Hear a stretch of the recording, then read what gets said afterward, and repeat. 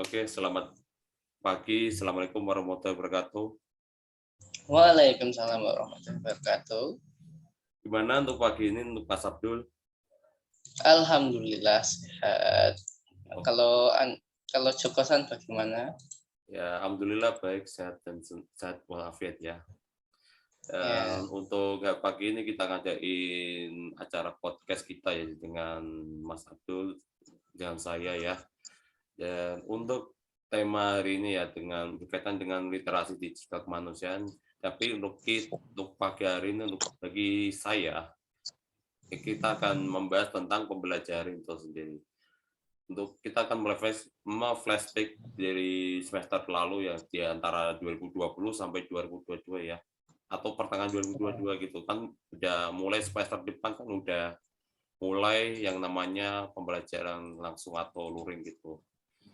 Dan kalau di pas kita kan menghadapi saat atau masa yang agak gimana, agak sulit atau kurang lebihnya masa yang kita harus waspadai gitu. Itu aja pandemik virus corona gitu sendiri. Dan kita diwajibkan tidak keluar kemanapun gitu. Buat kita sebagai mahasiswa atau yang lainnya yang jadi mahasiswa itu sebenarnya tidak boleh pergi ke sekolah gitu. Dan dari gurunya atau dosen itu ada mulai kegiatan pembelajaran kita diganti oleh pembelajaran lewat jarak jauh atau bisa disebut dengan daring gitu sendiri. Ya, menurut Mas Abdul sendiri itu apa sih pembelajaran daring itu sendiri? pembelajaran daring, pembelajaran yang dapat dilakukan dari tempat manapun dan kapanpun selama masih terjangkau oleh koneksi internet. Oh, berarti kalau menurut Mas Abdul sendiri itu daring itu kayak uh, kegiatan ya kayak jarak jauh gitu secara jarak jauh dari tempat satu dengan tempat yang lain gitu dan tergantung Ya, lagi gitu tergantung jaringan yang ada gitu kurang lebihnya gitu kan.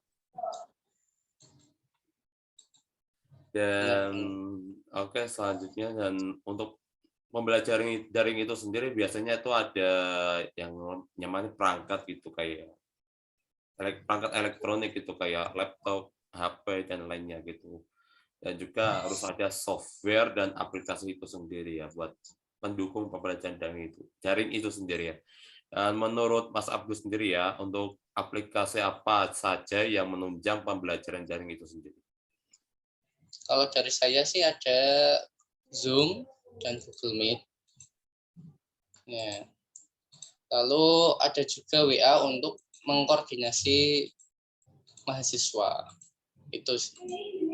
Oh, berarti itu kalau Mas Abdul sendiri kan ada beberapa software atau aplikasi itu sendiri kayak Google Meet dan Zoom ya. Dan Ya, ada satu aplikasi yang buat penunjang itu biasa aplikasi yang udah dipakai itu kehidupan sehari-hari kayak WhatsApp atau WA gitu kan penunjang buat penunjang kayak koordinir buat alat untuk ya, koordinir gitu mengkoordinasi ya, koordinasi mengkoordinasi mahasiswa. guru mahasiswa atau siswa gitu kurang lebihnya gitu Hmm. ya. Oke. Dan untuk daring itu sendiri, pembelajaran lewat daring, ya, itu ada yang namanya kelebihan dan kekurangan atau problem ya, kurang lebih gitu ya. Ya, Dan untuk menurut jelas. Mas Abdul yang pertama, apa kelebihan dari pembelajaran daring itu sendiri? Pembelajaran daring dapat dilakukan dari mana saja dan kapan saja selama tempat itu masih terjangkau oleh koneksi jaringan internet. Jadi semisal dosennya ada di Jakarta dan mahasiswanya ada di mana ya, katakanlah ada di Jawa Timur, pembelajaran masih dapat dilakukan. Oh berarti Ya. kalau oh berarti kalau menurut Mas Abdul itu kelebihannya kayak itu bisa dilakukan di mana saja kan, benar kan? Ya, dapat Dilakukan mana dilakukan di saja mana. dan harus terjangkau oleh sinyal atau jaringan itu sendiri. Ya, Hmm. jarak jauh antara satu yang dari sana, si A dari tempat yang satu sama yang si B yang tempat di lainnya, benar kan? Kurang lebih itu kan. Ya, Terus selain yang satu itu apa lagi kelebihan dari pembelajaran daring itu sendiri? hmm, kelebihannya apa ya?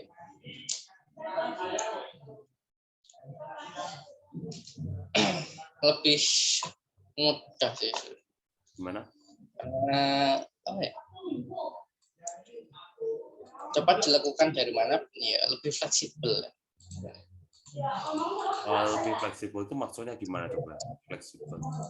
Ya, tadi dapat dilakukan dari manapun dan kapanpun bisa dilakukan. Oh, Itu. iya kayak lebih ke tempat manapun dan waktu tertentu gitu. Kurang lebihnya gitu kan?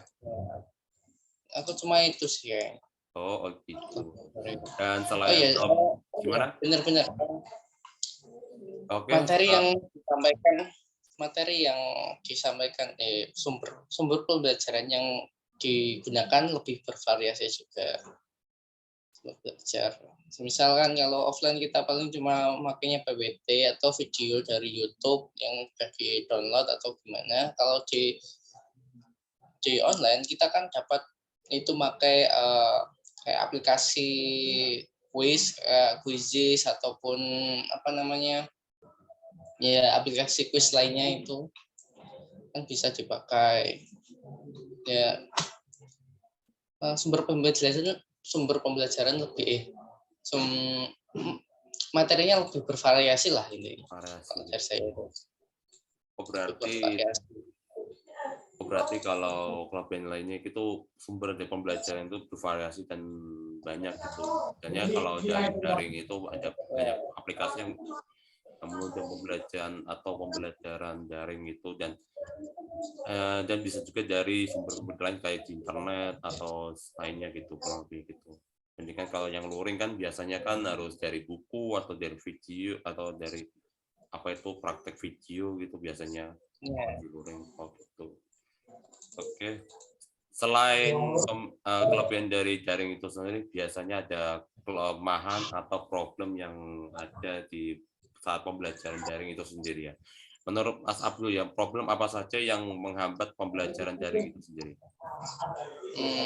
Kalau saya problem mungkin di itu ya koneksi internet ya karena kan Indonesia kan luas jadi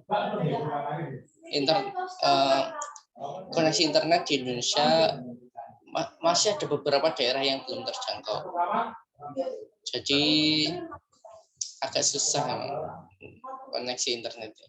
Oh gitu. Berarti masalah jaringan yang membuat problem dari pembelajaran daring itu sendiri ya. Ya. Okay. Lalu ada juga penyampaian materi. Penyampaian materi ini juga berhubungan sama koneksi internet tadi.